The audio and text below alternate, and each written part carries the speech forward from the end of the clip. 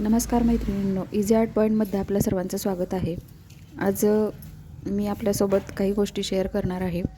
तर माझ्या चॅनलवर नवीन असाल तर प्लीज लाईक, शेअर, सबस्क्राईब करायला विसरू नका.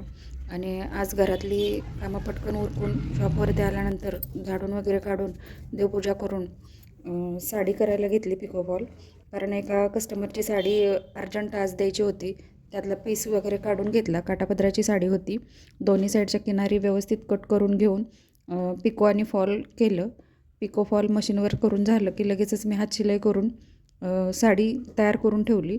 आणि पिको फॉल करायला सोपं असल्यामुळं मैत्रिणींनो, तुम्हीसुद्धा पटकन करू शकता. अजून तुम्ही शिकला नसाल तर शिकू शकता. सोपं आहे मशीनवर पिको फॉल करणं. आणि जर तुम्हाला अजून काही नवीन शिकायचं असेल ब्लाऊज संदर्भात किंवा पिको फॉलचं, तर मला कमेंट करून नक्की सांगा.